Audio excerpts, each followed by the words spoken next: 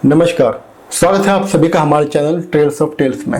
और आज की कहानी होने वाली है महाभारत में एक ऐसे व्यक्ति की जो राजा से ज़्यादा ज्ञानी थे, धर्म के जीते जागते रूप थे और भगवान कृष्ण खुद जिनके घर खाना खाने जाते थे, फिर भी वो कभी राजा नहीं बन पाए। उनका नाम था विदुर।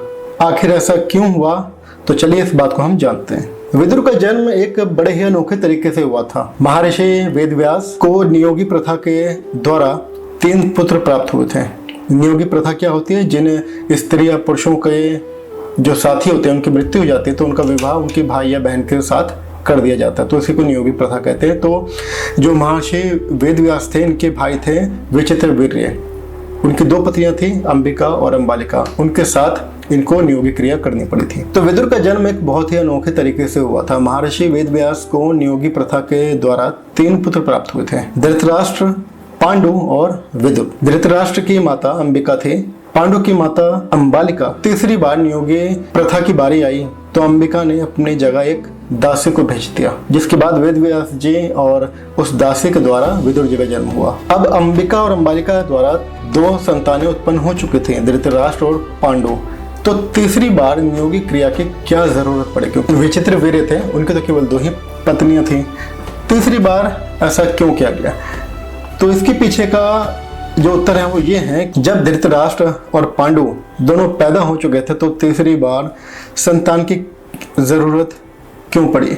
वजह थी दोनों में कमी थी। धृतराष्ट्र अंधे पैदा हुए थे और पांडु के शरीर जन्म से ही उनमें कमजोरी थी। उस जमाने के नियम के अनुसार ऐसा राजा जो शारीरिक रूप से पूर्ण ना हो वो राजगद्दी का हकदार नहीं माना जाता था। सत्यवती माता जो थी वो वेदव्यास जी की माता थी, इसीलिए सत्यवती ने चिंता में आकर वेदव्यास जी से तीसरी बार नियोगी करने का अनुरोध किया।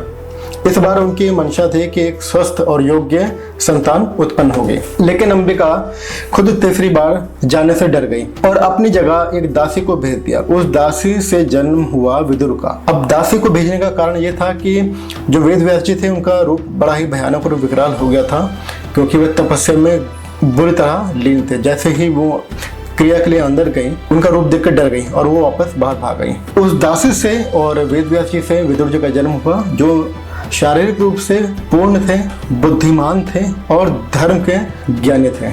और महाभारत की सबसे बड़ी आयरनी है वो यही है कि जिस मकसद से तीसरी संतान उत्पन्न की गई थी वो योग्य तो थी, परंतु दासी पुत्र होने के कारण उन्हें राजा बनने का अधिकार कभी भी नहीं मिला। विदुर जो थे धर्म के देवता थे, यमराज के अवतार माने जाते थे। कहानी है कि महर्षि मंडव्य ने यमराज को श्राप दिया था कि मनुष्य योनि में जन्म लेना पड़ेगा और वही अवतार विदुर के रूप में पैदा हो गए। विदुर हस्तिनापुर के महामंत्री थे। वो कौरव और पांडव दोनों के चाचा लगते थे, लेकिन उनका झुकाव हमेशा धर्म की तरफ रहा, चाहे वो किसी भी पक्ष का रहा हो। उनकी बुद्धि इतनी तेज थी कि उन्होंने पांडवों को लाक्षागृह की सूचना दे दी थी कि लाक्षागृह होने वाला है, जिस कारण उनके जान बच गई। सवाल यह आता है कि धृतराष्ट्र को राजा क्यों बनाया गया? तो मैंने बताया कि जो 2 पहले संतान उत्पन्न हुई थी अंबिका और अंबालिका से, राजा धृतराष्ट्र और राजा पांडु। धृतराष्ट्र जन्म से अंधे थे तो वो अयोग्य थे राजा बनने के लिए। पांडु जो थे वो शारीरिक रूप से बहुत ही कमजोर थे, बीमार थे और उनका शरीर पीला था जन्म से ही, तो वो भी राजा बनने के लिए काफ़ी दुर्बल और अयोग्य माने गए।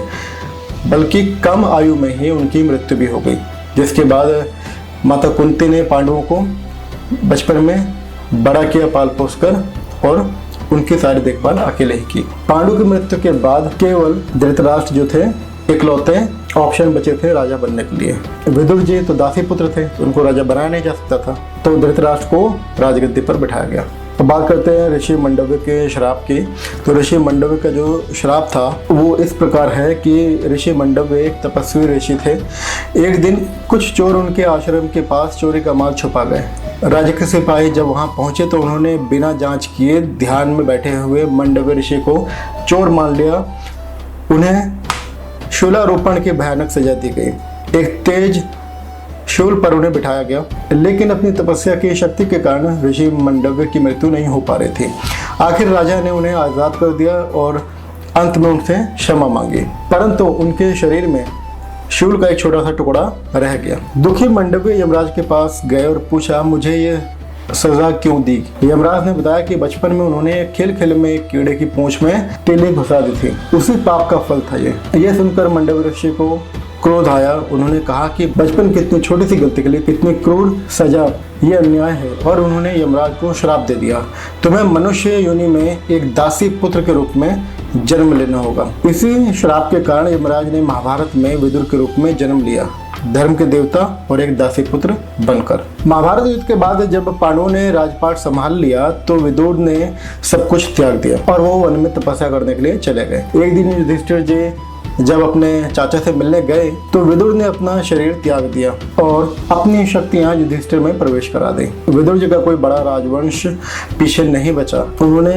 गृहस्थ जीवन से संन्यास लेकर तपस्या का रास्ता चुना, लेकिन एक तरह से देखा जाए तो उनका असली वंश कोई बायोलॉजिकल पुत्र नहीं था, बल्कि युधिष्ठिर थे, जिनमें उन्होंने अपनी आत्मिक शक्ति प्रवेश कराई थी। विदुर की कहानी हमें सिखाती है कि असली महात्मा जन्म से नहीं बल्कि धर्म और ज्ञान से बनता है। वो राजा नहीं बने, लेकिन उन्होंने राजा से ज्यादा इज्जत और समाज में सम्मान प्राप्त किया। उनका असली वंश खून का रिश्ता नहीं बल्कि उनका ज्ञान और नीति बने, जो आज तक विदुर नीति के रूप में जीवित है। तो दोस्तों, आपको अगर वीडियो पसंद आई हो तो वीडियो को लाइक करें और चैनल को सब्सक्राइब करें और कमेंट में बताएं कि महाभारत के और किस पात्र, किस कैरेक्टर के ऊपर आपको वीडियो चाहिए, मैं उसी को बनाऊंगा। मिलते हैं अगली वीडियो में। नमस्कार।